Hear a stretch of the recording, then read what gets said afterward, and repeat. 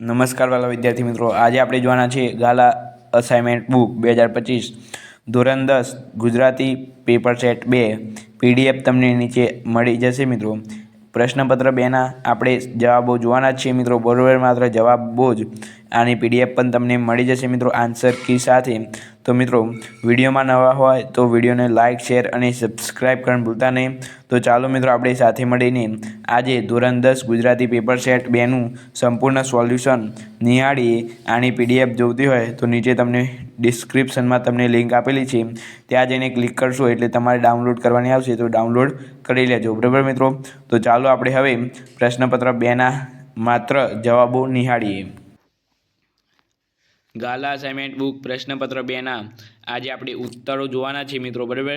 એ પણ ગુજરાતી વિષયમાં. તમે આગળ ટાઇટલ તો જોઈ લીધું હશે. એમાં વિભાગ એ છે મિત્રો, એમાં પહેલો પ્રશ્ન છે ભૂખથી ભીંડી ભૂખ, તો એમાં મિત્રો તમારે આવશે નવલકથાઓ ખંડ. બીજું છે ગતિભંગ, તો તેમાં આવશે લઘુકથા. ત્રીજું છે જન્મોત્સવ, તો એમાં આવશે નવલિકા. ચોથું છે વાયરલ ઇન્ફેક્શન એટલે કે નિબંધ, બરાબર. ત્યાર પછી છે મની પાને મિત્રો, અહીંયા ટાઈપિંગ મિસ્ટેકમાં ભૂલ થઈ છે. મનીષા દેસાઈએ સુરતી કુટુંબને ખાલી જગ્યાના હુમલાથી બચાવ્યું હતું. તો રીંછના સુરત અને તેની વહુ ખાલી જગ્યા સ્ટેશનથી ગાડી પકડવા માંગતા હતા, તો રાજપુર. ત્યાર પછી અંકલેશ્વરને તેના મિત્રો મજાકમાં ગંદકેશ્વર કહેતા હતા. ત્યાર પછી મિત્રો અહીંયા ટાઈપિંગ મિસ્ટેકમાં થોડી ભૂલ થઈ છે મિત્રો, બરાબર. શ્રીમદ રાજચંદ્રે લખેલા તત્વજ્ઞાનથી ભરપૂર ચિંત ગ્રંથ ખાલી જગ્યા છે, તો મોક્ષમાળા, બરાબર. ત્યાર પછી છે માતા પાન ખાલી જગ્યા ઘાટ પર આવેલું છે, તો જોજીલા, બરાબર. ત્યાર પછી 10મા પ્રશ્ન તમને આપેલો છે. 10મો પ્રશ્ન તમારે જોઈ લેવાનું છે મિત્રો. એમાં તમારે અહીંયા જવાબ આપેલો છે કે આંબા પટેલે એમના માએ પોતાની જુવાન દીકરીને સગાઈની ભલામણ કરી મનનો ભાર હળવો કર્યો હતો. 11મો પ્રશ્ન છે લેખક ગુણવત્તાના 11મા પ્રશ્નનો જવાબ છે લેખક ગુણવત્તાના મતે માણસ જ્યારે પોતે નિરોગી હોય ત્યારે ડૉક્ટર પાસે જઈને લોહી, કાર્ડિયોગ્રામ અને અન્ય બાબતોની ચકાસણી કરી લેવી જોઈએ. આરોગ્ય જળવાઈ રહે એ માટે સલાહ લેવી જોઈએ. ડૉક્ટર રોગની જાળવણી માટે નથી, પરંતુ આરોગ્યની જાળવણી માટે છે મિત્રો. અહીંયા લેક્ચર લખાઈ ગયું છે ડૉક્ટરની જગ્યાએ, બરાબર મિત્રો, માફ કરજો. ત્યાર પછી ક્વેશ્ચન નંબર 12નો જવાબ છે અમદાવાદથી રાજકોટ જવાના બસ ભાડામાં ઓછામાં ઓછા 200 અથવા 250 રૂપિયા થાય તેમ હતા. ઉપરાંત રિક્ષા ભાડું, ચા, પાણી, નાસ્તો વગેરેનો વધારાનો ખર્ચ ઉમેરીએ તો 300-350 રૂપિયા થઈ જાય. આથી રાજકોટ છત્રી લેવા જવાની વાત સૌને મૂર્ખાઈ લાગતી હતી. ક્વેશ્ચન નંબર 13 જોઈએ, એનો જવાબ જોઈએ આપણે. તો લેખકની મુસાફરી એમના માટે યાત્રા બની રહેતી, કારણ કે દરેક મુસાફરીમાં તેમની તમામ વૃત્તિઓ ઠરીઠામ થઈ જતી, ડાઈ ડમરી બની જતી. તેમના સૌંદર્ય, અસ્તિત્વની શ્રેષ્ઠતા અને ભવ્યતા બંનેનો નજીકથી અને બારીકથી અનુભવ થતો. તેમના પોતાનું અસ્તિત્વ ધીમે ધીમે સાવ નાનું થઈને ઓગળી જતું અનુભવાયું હતું. ક્વેશ્ચન નંબર 14 જોઈએ. ક્વેશ્ચન નંબર 14માં મિત્રો તમને અહીંયા આપેલો છે મિત્રો રેસનો ઘોડો મિત્રો, અહીંયા પાડો લખાઈ ગયો છે. રેસનો ઘોડો વાર્તામાં સંજયબેન અને નીનાબહેનના પુત્ર અંકિત તેમજ વિનુકાકાના પુત્ર નીનાબેન અને સંજયભાઈના પુત્ર અંકિત અને વિનુકાકા તેમજ મંજુકાકીના પુત્ર સૌરભના શિક્ષણ ઘડતરની વાત લેખકને સરસ ગ્રંથાપૂર્વક દ્વારા સ્પષ્ટ કરી આપી છે. વિનુકાકા પોતાના પુત્ર સૌરભને અંકિતને પણ રેસના ઘોડાની જેમ શિક્ષણની સ્પર્ધામાં જોતરે છે. ખુદ મંજુકાકીને પણ અંદેશો છે કે એમના પતિની આક્રમકતા સૌરભના વ્યક્તિત્વને કુંઠિત કરી નાખશે. નીનાબહેન પ્રીતિપૂર્વક પોતાની તરફ લઈને એનું બાળપણ પાછું મેળવે માટે બધું જ ઘટતું કરે છે. આમ બે બાળકોના ઘડતર માટે લેખકે બે અલગ અલગ પરિબળોનું નિર્માણ કર્યું છે. વિનુકાકા સૌરભને રેસના ઘોડાની જેમ એના સ્વતંત્ર બાળપણના ભોગે પોતાના વિચારોને લાદી ડૉક્ટર બનાવે છે. સૌરભ પાસે પૈસા છે, પણ મા બાપ માટે પ્રેમ, સમય કે ફરજ નથી. બીજી બાજુ નીનાબહેન અંકિતને તેના સ્વતંત્ર બાળપણ આપી મા બાપ તરીકે કરવું જોઈએ તે બધું જ કરે છે. તે સારો માણસ બને, પરિવાર સાથે રહે, પ્રેમ, સમય અને ફરજ બજાવીને કુટુંબ તેમજ સમાજને ઉપયોગી થાય. લેખકને વિનુકાકાના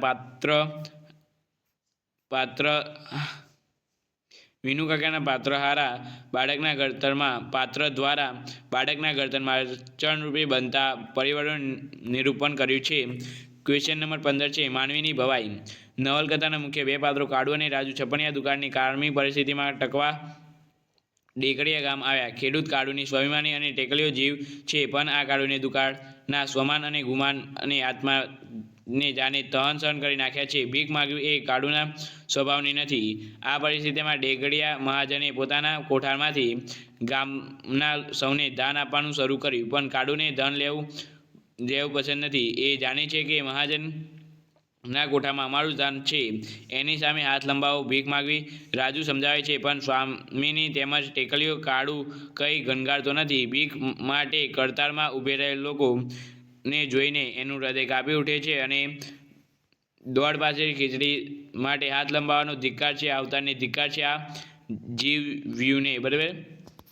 ત્યાર પછી આગળ છે કે સુંદર સ્વામીની કાળુને સુંદરજી શેઠે એક ઉપાય સૂચવતા ઓટલો ઉપર ઝાડુ ફેરવવાનું તેમજ મુખિયાજીના ગાદી તકિયા પાથરવાનું કામ સોંપે છે, જેથી મફતનું અનાજ લીધું નથી એટલો સંતોષ રહે. શેઠ ખાતર શેઠના માન ખાતર એને દોડ પાસે ખીચડી પોતાના ધોતિયાને છેડી લીધી તો ખરી, પણ ફરી એનું સ્વમાન જાગી ઉઠ્યું. એને થયું કે આ તો બાવાના બે બગડ્યા જેવો ખેલ થયો. ટેક પણ ન રહી અને મળવા જેવું થયું. આમ કાળુની વેદના તેના વાણી અને વર્તનમાં સતત ટપકતી રહેતી હતી. ચિંત પ્રવણ થતાં કહે છે કે ભૂખ ભીંડી નથી, પણ ભૂખથી ભીંડી ભૂખ છે. લેખકે એના અંતમાં કાળુની મનસ્થિતિ વ્યક્ત કરતા સાચું જ કહ્યું છે. નથી વેઠાતા રામ ભૂખ્યોય, નથી વેઠાતી આ ભૂખોય. ભીખોય માટે ઝૂકવા માંડ, પણ મકાનનો ઓટલો ચડતા ખુદ કાળુ જ ઝૂંકાઈ પડ્યો. પછી એ તો ગરમ વિચારને લીધે ભૂખને માર્યો કે ગમે ત્યાંને કારણે હોય. ત્યાર પછી ક્વેશ્ચન નંબર 16 તમારે અહીંયા છે આંબા પટેલ. બરાબર. આંબા પટેલની ઘોડીનું તમારે અહીંયા ઢેલ જેવી ઘોડીનું તમારે વર્ણન કરવાનું છે. તો આંબા પટેલ 24મો છેલ્લો પાઠ છે. બરાબર. તો એ કહે છે આંબા પટેલની ઢેલ ઘોડી પર સવાર થઈને મામાને ત્યાં ઘરે જવા ઉપડ્યા. ચોમાસાના દિવસો હતા. વરસાદને કારણે શેત્રુંજય નદીમાં ઘોડાપૂર આવ્યું હતું. આંબા પટેલ શેત્રુંજય નદી ઓગળીને સામે પાર કેમ જવું એની વિમાસનમાં હતા. મામાને ત્યાં પાછા જવાય તેમ ન હતું અને ઘરે પહોંચ્યા વિના છૂટકો ન હતો. એમ વિચારીને આંબા પટેલે કેડે બાંધી અને ઘોડીને એડી મારી અને ઘોડીને છલાંગ મારી શેત્રુંજય નદીમાં ખાબકી. પરંતુ નદીમાં પુષ્કળ વહેણ હતું. ઢેલ ઘોડી તો જેમ તેમ કરીને કાંઠા સુધી પહોંચી ગઈ, પણ ઘોડીને જાણ થઈ કે તેનો માલિક પાણીમાં રહી ગયો છે. એટલે કે ઘોડી નસકોરા ફૂલાવતી સહેજ પણ રોક્યા વિના પાણીમાં ખાબકીને ધણીને શોધવા નીકળી. તે વખતે આંબા પટેલમાં પાણીમાં તણાતા હતા. તરવા માટે તેની એક પણ કારી ફાવતી ન હતી. તેમનામાં હિંમત રહી ન હતી. ત્યાં તો સડસડાટ કરતી ઘોડી આંબા પટેલની નજીક આવી પહોંચી. ઘોડીને જોતા જ આંબા પટેલમાં હિંમત આવી અને સઘળી તાકાત એકઠી કરીને ઘોડીને વળગી પડ્યા. ચતુર ઘોડીએ પાણીમાં પથ કાપવા માંડ્યો. પાણીમાં ફળફળાતી ઘોડી મહામુસીબતને નદી કાંઠે આવી. આમ જાતવાન ઢેલ પોતાના ધણીનો જીવ બચાવ્યો. ઘોડીએ સંકટ સમયે પોતાના ધણીને બચાવી તેના પ્રત્યે વફાદારી અને ખાનગી દર્શાવી. બરાબર. ત્યાર પછી વિભાગ બીમાં ક્વેશ્ચન નંબર 17નો જવાબ તમને અહીંયા આપેલા જ છે. બરાબર. વૈષ્ણવજન તો નરસિંહ મહેતા, શીલવંત સાધુ તો ગંગા સતી, માધવ ડીઠો છે ક્યાંક તો હરેન્દ્ર દવે, એક બપોરે રાજીવ પટેલ, મોરલીના આબમાં યમના નામનો મયંક ઉગે છે. જવાબ જ છે મિત્રો મોરલીના આબમાં ખાલી જગ્યા નામનો કયા યામના નામનો ખાલી જગ્યા ઉગે છે તો મયંક ઉગે છે. ત્યાર પછી ગંગા સતી ખાલી જગ્યા સાધુને વારંવાર નમવાનું કહે છે તો શીલવંત. ગરીબ વસ્ત્રની ચુંદડી એના ખાલી જગ્યા સુધી સાથે રહેશે તો કફન સુધી મિત્રો. બરાબર. ત્યાર પછી 24માં પ્રશ્ન છે હાઇકુમાં ખાલી જગ્યા અક્ષર હોય છે તો 17 અક્ષર હોય છે. 25મો છે કાવ્યનાયક પોતાની માને ખાલી જગ્યા શું બાંધી દેવાનું કહે છે? તો રોટલા બાંધી દેવાનું કહે છે. ચાંદલીઓ લોકગીતમાં ચાપલીઓ કોને કહી છે? તો દેરાણીને કહી છે. ત્યાર પછી કહે છે કે દીકરી બાપને ત્યાં જવાબ જ આપેલો છે મિત્રો. દીકરી બાપને ત્યાં ઉછરે છે ત્યારે તેના કેટલાક સામાજિક બંધનો હોય છે. દીકરા જેટલી સ્વતંત્ર તેને મળતી નથી. તે ભય અને બંધનથી ડરતા જીવે છે. તેથી કવિ કહે છે કે દીકરી ફડકમાં ઉછરે છે. અહીંયા મિત્રો કહે છે હું સાવજને ત્રાડ એટલે શું? તો અહીંયા કહે છે સાવજ એટલે સિંહ અને ગુજરાતી અને ગૌરવથી પ્રજા ગુજરાતીનું ગૌરવ. હું સાવજની ત્રાડ એટલે હું ગુજરાતી છું ને ગૌરવ હતો સાવજને એની ત્રાડ હું પોતે જ છું. બરાબર મિત્રો. ત્યાર પછી આગળ જોઈએ આપણે. ક્વેશ્ચન નંબર 29 છે કાવ્યનાયિકા સખીને પોતાના પતિ એમ નહીં પણ પરણ્યો મારો એમ કહે છે. એમાં પતિ પ્રત્યે મમત્વ, પ્રેમ, અધિકાર તેમજ ગૌરવ પ્રગટ થાય છે. પરણ્યો મારો સખી નણંદનો વીર. જો આ શબ્દમાં તેને નણંદ પ્રત્યે આદર જાળવ્યો છે, તેનું ગૌરવ કર્યું છે. આમ આ શબ્દો તેને ભાઈ બહેનના મધુર સંબંધની પ્રશંસા કરી છે. વતનથી વિદાય થતાં કવિ વન, જન, ડુંગરને, નદી, વતનની કોતરો, ખેતર વગેરેને આંખોથી વારંવાર મન ભરીને જોઈ લે, ઘરને બંધ કરી દે. ઢોરને પણ પોતાની કોઠારમાં મમતા હોય છે તો કવિને પોતાના વતનની કેમ ન હોય? વતન છોડીને આગળ જવાના પગ ઉપાડે છે પણ પગ જાને સાથ આપી દેતા નથી. મહેનતે આગળ વધે છે. ત્યાં રસ્તામાં વૃક્ષની કંટાળી ડાળી આડી આવે છે તેમ છતાં જવાનું તો છે જ. એટલે કે કવિ કહે છે ચાલો જીવ, વહી ગયેલો સમય પાછો આવવાનો નથી. ઉપવાસ જવાનું છે એટલે આંખના આંસુને લૂછી નાખો. વીતી ગયેલો દિવસોની યાદો ભારો માથે લઈને ગુલામની જેમ આગળ વધો. જો આ કૂતરા પણ વતનની સીમ સુધી જ સાથ આપશે. ત્યાં તેમને અભ્યાસ થાય છે કે દૂર જાણે રીસાળ બાળકને બે હાથ ઊંચા કરીને એમની બા તેમને બોલાવતી હશે. આ કવિની આ ભ્રમણા જ તેમની વેદનાને ઘેરી બનાવે છે. 31મો પ્રશ્ન છે કાવ્યના આરંભે રહેવા દે એ શબ્દોની પુનરુક્તિ દ્વારા યુવાન શિકારીને પાણીનો સંહાર ન કરવા માટે વિનય કરે છે. આ વિનય સૂચવે છે કે શિકાર કરવા જેવું કુળકર્મ એક પણ નથી. સૌમાં પરમાત્મા રહેલો છે. પક્ષીનો સંહાર કરવાથી તેનું મૃત શરીર જ મળે છે. પક્ષીનો સંહાર એ પરમાત્માનો સંહાર બરાબર છે. પરમાત્માએ સર્જેલી સૃષ્ટિમાં પંખીઓ, ફૂલો, લતા, જળના વૃક્ષો વગેરે અનેક પ્રકૃતિ તત્વોનું સૌંદર્ય ભરેલું છે. સૌંદર્ય માનવું હોય તો એના માટે સૌંદર્ય દ્રષ્ટિ કેળવવી પડે.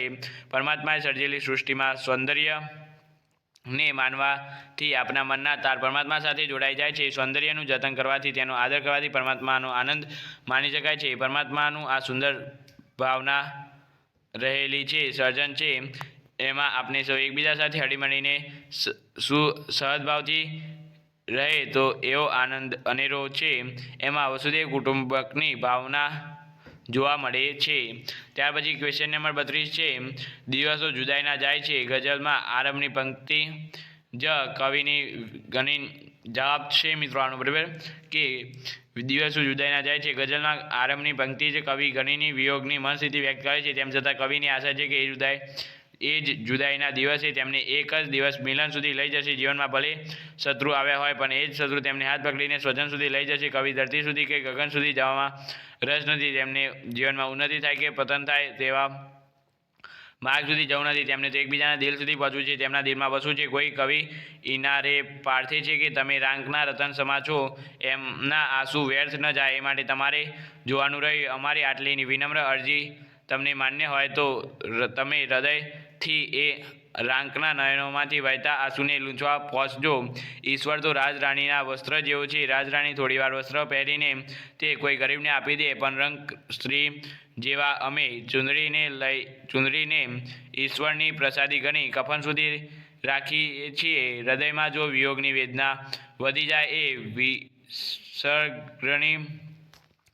વિહંગાગ્નિની વેદના પવન સુધી એટલે કે બહાર નીકળે એ પહેલાં જ ઈશ્વર કૃપા કરી અમારા શ્વાસ બંધ થઈ ગયા. ત્યાર પછી મિત્રો વિભાગ સી વ્યાકરણ છે. 33માં તમે જોઈ શકો છો. અહીંયા મિત્રો તમારે ઉત્તણ એવું કંઈ આવે છે મિત્રો. અહીંયા ભૂલ છે મિત્રો. જોડણીમાં ઉત્તત વાત્સલ્ય તમને બરાબર આપેલું છે, પરંતુ તીર્ણ, બરાબર.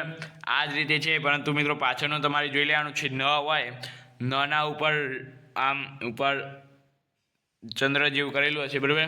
ત્યાર પછી સમ વત્તા આચાર એટલે સમાચાર, પ્રેમ અને શૌર્ય એટલે પ્રેમ શૌર્ય એટલે દ્રઢ સમાજ. ત્યાર પછી સાંજ તો શણગાર અને સાંજ તો સંધ્યાકાળ. ત્યાર પછી 37માં તમારે અલંકાર ઓળખવાનો છે. મૂર્છ કરી ઊંચે જોયું, બરાબર. એક હાસ્ય બારનું છોડ્યું. જો મિત્રો અહીંયા જોયું અને છોડ્યું એટલે કયો આવશે? રૂપક. ભજનમાં ભ વત્તા જન. જન એટલે સંખ્યા, એ જન એટલે બરાબર અલગ એનો ભાવ નીકળે છે એટલે પરપ્રત્યય. નૈસર્ગિક એટલે કુદરતી. ફડક એટલે ચિંતા. તૃષ્ણા ભાવવાચક સંજ્ઞા છે, બરાબર. સાથ ન ધરવો એટલે માંગવું. હા, સાથ ન ધરવો નહીં મિત્રો, હાથ ન ધરવો, બરાબર, એટલે માંગવું નહીં, બરાબર. ત્યાર પછી 42મા પ્રશ્નનો જવાબ છે મોરના ઈંડાની ચેતવા ન પડે, એટલે કે સાચી વાત કે વસ્તુને જાહેર કરવાની જરૂર પડતી નથી, બરાબર. બીજું અથવામાં પણ તમને આપેલું છે. 43મો પ્રશ્ન તમને અહીંયા આપેલું છે. ઘોડે સવાર જેમાં પગ રાખે તે કઈ? તો મિત્રો તે છે પોગડું, બરાબર. તે ને પેગડું કહેવાય, પેગડું, બરાબર મિત્રો. ત્યાર પછી છે નિર્ભય તો ભયભીત. ત્યાર પછી છે 45મા પ્રશ્ન છે મારાથી ધરાઈને એનું વાત્સલ્ય પીવાતું. એમાં તમારે એવું હશે હું ધરાઈને એનું વાત્સલ્ય પીતો, એટલે તમારે કર્તરીમાં ફેરવવાનું છે. મારાથી ધરાઈને એનું વાત્સલ્ય પીવાતું. ત્યાર પછી હાવ એટલે સાજ, બરાબર. તળપડા શબ્દો. તાજા ગુણવાચક શબ્દ છે મિત્રો. આસાનીથી રીતિદર્શક છે. વિશ્વ પ્રાપ્તિ મિત્રો વ વત્તા તમારે આનું જાતે કરવાનું છે, સ્વપ્રયત્ન મિત્રો, બરાબર. ત્યાર પછી 50મો પ્રશ્ન છે એને મેં બાળકથાના પુસ્તકો ભેટ આપેલા. તમારે એવું હશે પણ આમાં તમારે છેલ્લો અક્ષર બદલવાનો છે, કારણ કે આમાં ભાવ વાક્ય ફેરવવાનું છે અથવા પ્રેરક વાક્ય, બરાબર, એટલે અપાવેલા. મારા ખ્યાલથી પ્રેરક વાક્ય છે, બરાબર. છંદ તમારે છંદ હશે સવૈયાનું, અને 52માં તમારે પૃથ્વી આવશે, બરાબર, પૃથ્વીનું છંદ, બરાબર. ત્યાર પછી આગળ જોઈએ આપણે હવે. ત્યાર પછી મિત્રો તમારે વિભાગ ડી તમારે જાતે જ જોવાનું છે મિત્રો, બરાબર. અહીંયા તમને વિભાગ ડીમાં 53મો પ્રશ્ન અહીંયા તમને આપેલો છે મિત્રો, બરાબર. તમને અહીંયા તમારે મારા ખ્યાલથી જોઈ લેજો આ 53મો પ્રશ્ન તમે, બરાબર. આટલો જ છે, અથવા એના ઓપ્શનમાં તમને અહીંયા આપેલો છે કાલ કરીશું, આજ કરીશું, બરાબર. એનું તમને આપે 53મો પ્રશ્ન જે વિચાર વિસ્તાર છે મારા ખ્યાલથી એ તમને અહીંયા આપેલો છે. કાલ કરીશું, આજ કરીશું, આજ કરીશું, અબ, બરાબર. આ કબીરે પોતાના ખૂબ જ ઇમ્પોર્ટન્ટ છે મિત્રો. તમારે આ પંક્તિ લખશો તો 1 માર્ક્સ વધી જશે. અને સંસ્કૃત વાક્ય અહીંયા આપેલું છે મિત્રો. સંસ્કૃતમાં એક સૂત્ર છે, બરાબર. તમને અહીંયા કપાઈ ગયું લાગે છે મિત્રો. અહીંયા ગુજરાતીમાં લખીને આવ્યું છે મિત્રો. જુઓ, એ પ્રિન્ટિંગ મિસ્ટેક છે મિત્રો, બરાબર, ટાઈપિંગ મિસ્ટેક. અહીંયા તમે ગાંધીજીનું પ્રતિમાનું અનાવરણ તમને આપેલું છે મિત્રો. તમે આખું જોઈ લેજો મિત્રો, બરાબર. ત્યાર પછી તમારે અહીંયા ખરો આરામ તમારે લખવાનું હશે. જે એમાં આપેલા હશે એમાંથી શોર્ટ તમારે લખવાનું હશે, બધું ઉડારી મારીને, બરાબર. એમાં અને આમાં બધું જ અલગ છે મિત્રો. આળસના 2 પ્રકાર છે. એકદુપાનું એટલે સમયનો વેરફાર. જ્યારે એમાં મિત્રો આળસના 2 પ્રકાર છે, એકદુપાન અને આરામ, બરાબર. એમાં તમારે જોઈ લેવાનું છે કમ્પ્લીટ. ત્યાર પછી અહીંયા તમને આપેલું છે ફરી બનવા ચાહું પ્રભુ બાળ નાનું, બરાબર. તમને નિબંધ આપેલું છે. નિબંધ પણ તમે અહીંયા જોઈ શકો છો, કમ્પ્લીટ આપેલો છે જ મિત્રો. અહીંયા આપણે, બરાબર, આખો નિબંધ તમને અહીંયા આપેલો છે. આની PDF તમારી જોઈતી હોય તો નીચે મિત્રો કોમેન્ટ કરું તો આપણે આની PDF પણ તમને આપી દઈશું મિત્રો, બરાબર. તમને અહીંયા દરેક પ્રશ્નનું સોલ્યુશન આપણી YouTube ચેનલ પર તમને મળી જશે મિત્રો. વિડીયો ગમે હોય તો લાઇક, શેર અને સબસ્ક્રાઈબ કરવાનું ભૂલતા નહીં. આપણે મળીશું નવા વિડીયો સાથે. Thank you so much. Video જોવા ખૂબ ખૂબ આભાર.